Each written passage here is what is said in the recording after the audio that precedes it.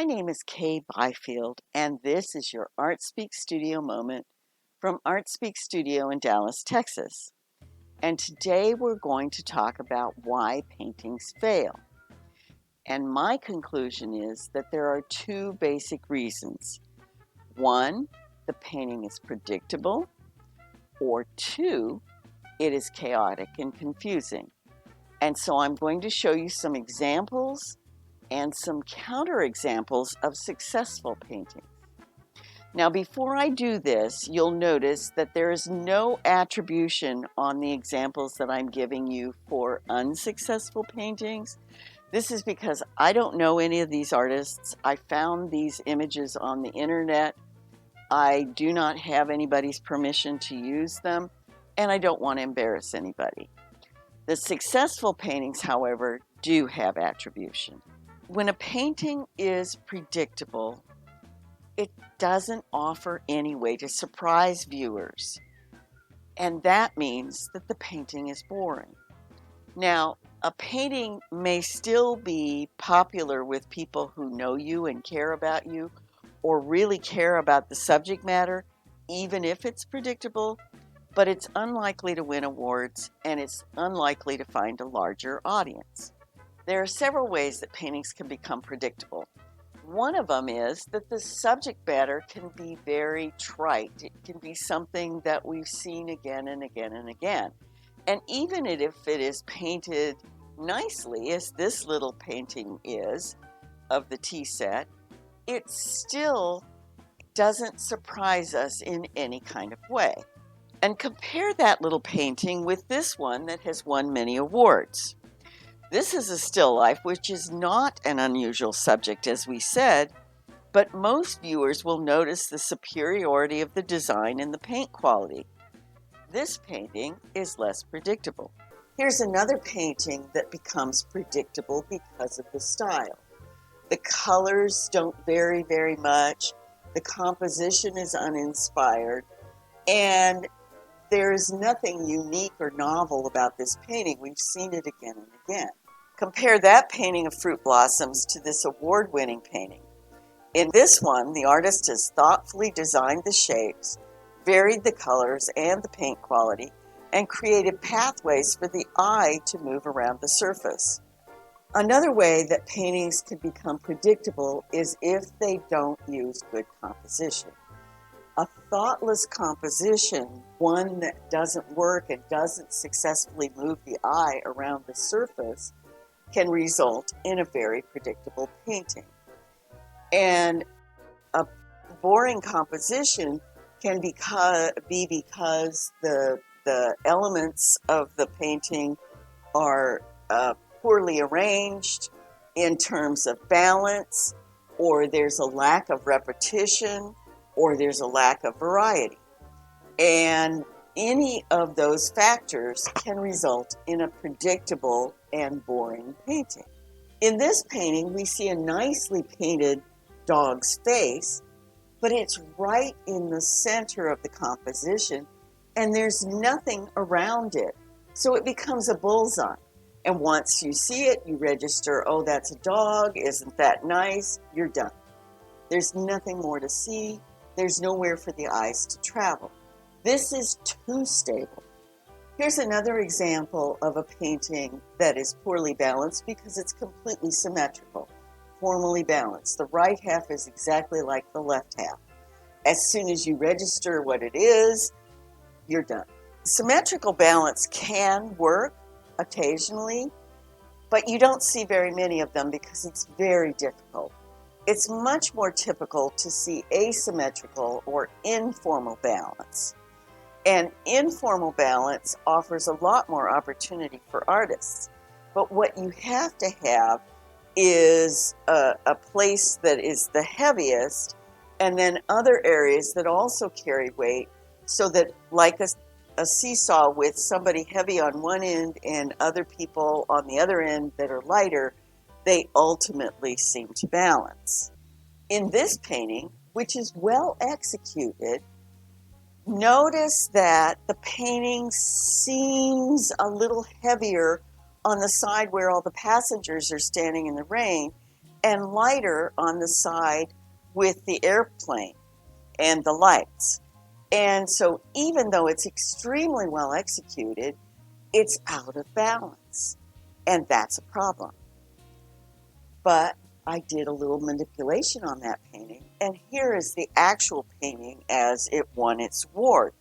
And you can see that the addition of that red cone off on the one side and of the dark truck and the control tower make a big difference and causes it to psychologically balance.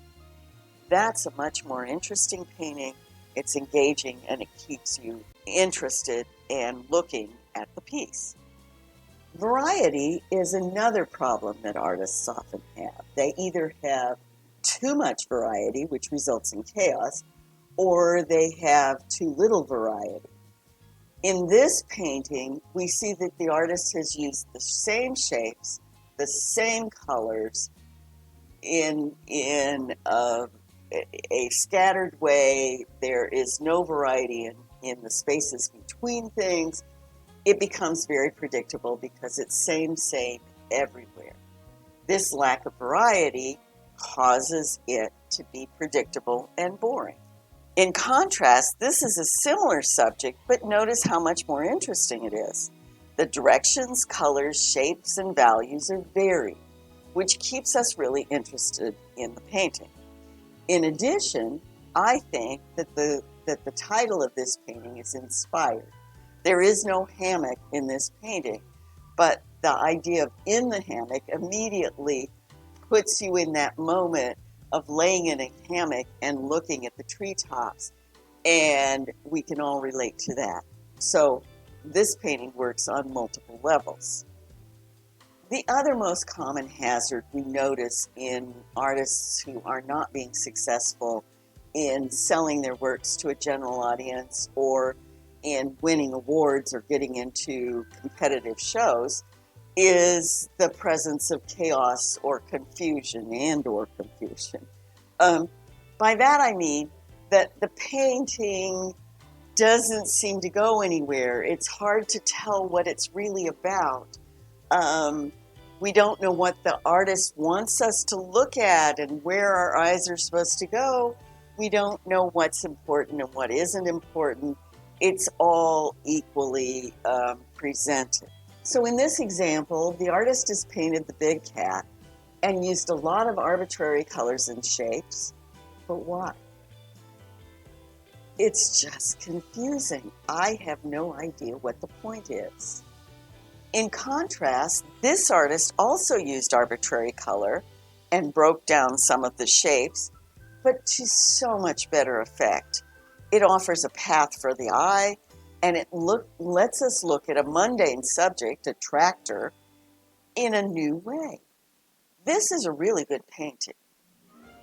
It's well done, it's lovely, but it's chaotic. There's so much information here, and all of it is treated the same. Everything is important. Nothing is special. Nothing is less special.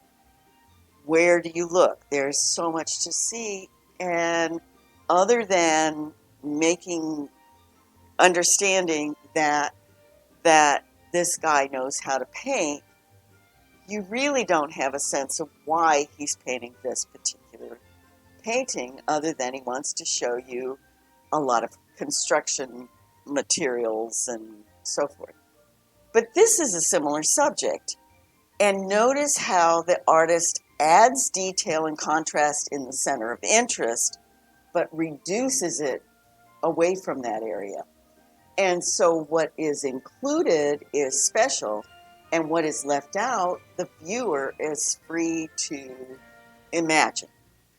It keeps the eye moving. This artist has won many, many, many awards. And even though they're very similar, there's a real difference, despite the fact that they're both extremely well-painted paintings.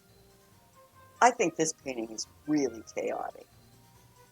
The artist put a little bit of paint on as an underpainting, painted some flower shapes, and put some swirls about it. what's the point? It doesn't go anywhere. Nothing is resolved. Nothing is special. The flowers are uninspired shapes. I don't know what the point is. The brush strokes are all the same width. Very few colors are used. There's nothing subtle or engaging or different about it anywhere. This is a non-objective abstract that's done in yellow that stays exactly the same everywhere it's used, and a blue, and there's some mixture. And the brush strokes are not inspired. They're very predictable. I'm not sure what the painting is about. But the artist posted it on Facebook for his friends to see, and so he's proud of it.